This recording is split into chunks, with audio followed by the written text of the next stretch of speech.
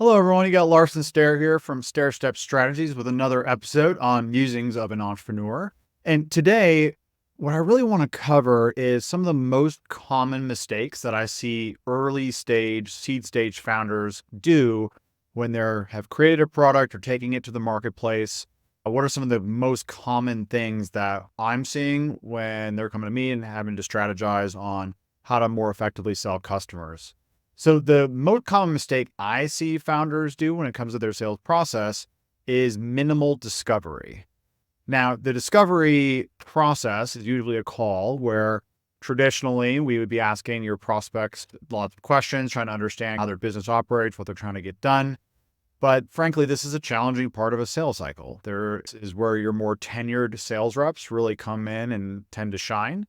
And while it is a more complex thing to learn how to do, it's more straightforward than you might think.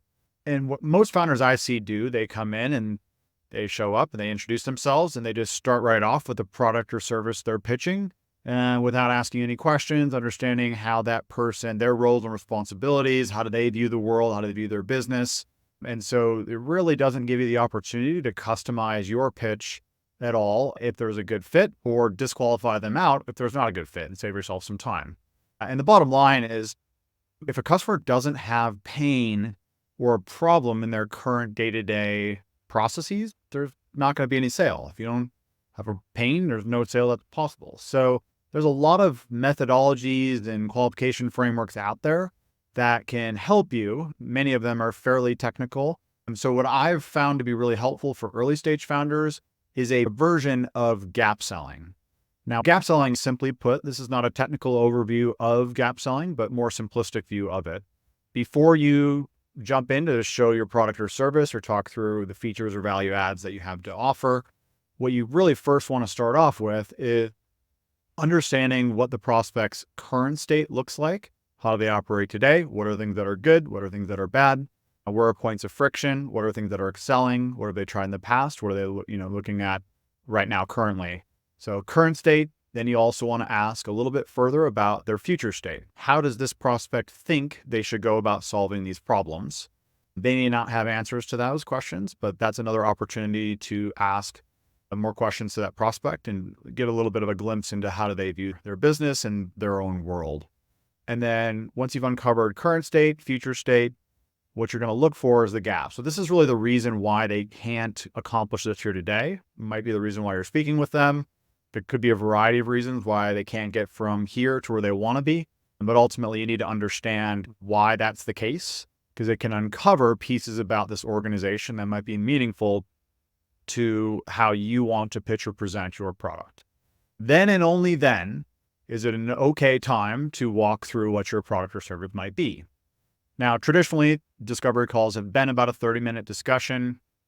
I say this can take roughly about 15 to 18 minutes if you do it effectively. An important thing to remember is the discovery process is not a singular call. It spans the entire sales cycle. So as you get new people that are introduced into your sales cycle, it's important to reiterate what you've learned, ask them more questions, just so you get an understanding of how they, again, view their business and what they're trying to accomplish here. So again, current state, more or less, simply put, how do things operate today? And sometimes that type of casual tone can be appreciated and not feel so stiff and rigid and like a script. And then understanding, hey, okay, I understand these issues here. So how do you think you should go about solving them? This gives you a glimpse into, are they wanting to look external providers? Do they want to build it in-house? Do they not want to do anything? This isn't really a substantial problem. And in a subsequent video, we can talk about how do you do layering questions to dig further and quantify the pain that they're experiencing. So we'll touch on that a bit later. So current state, how do you operate today? Future state, how do you think you should operate in the future? And gaps, or why can't you get there today?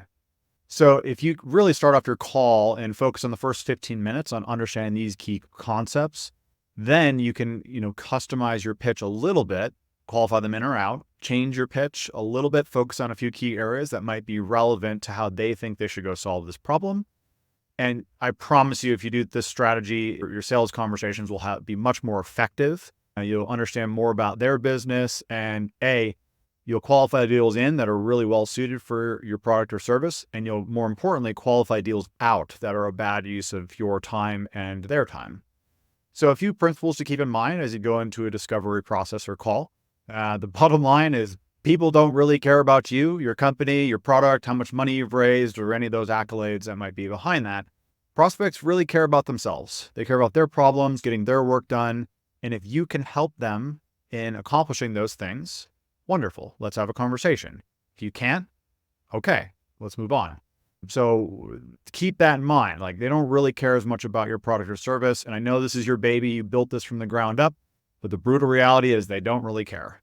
A second principle, if there's not any pain or problems, there will not be a sale. Unless you're able to uncover issues or problems within how they're operating today, there's no reason to show your product, to talk about what you have, how you can help, because there's no issues.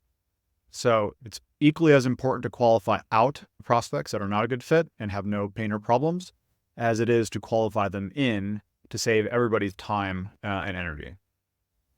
And lastly would be one of the most common things I hear from founders, and I experience this myself, is you get what we call happy ears. I heard this prospect say X, Y, and Z things, and then if you go back and listen to a recording, it wasn't quite as glamorous as maybe you initially thought. So the bottom line is your interpretation of or assumptions behind what you think a prospect is thinking or doing doesn't count.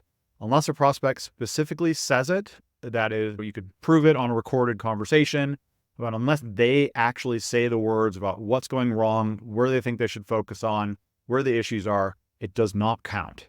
So you really need to make sure that you're honing in your ability to ask good questions, get a prospect to disarm and really share about what's going on within the intricacies of their business. And so if they don't say it, it really doesn't count. Even if you can make assumptions on what the pain is that they're feeling or what the impact is to the business, the bottom line is if they don't say it, it does not matter. So I hope this helps. These are some of the most common things I see with early stage founders in running a good discovery process. I hope this helps to have more engaging conversations with your prospects and more successful sales cycles. We'll see you next time.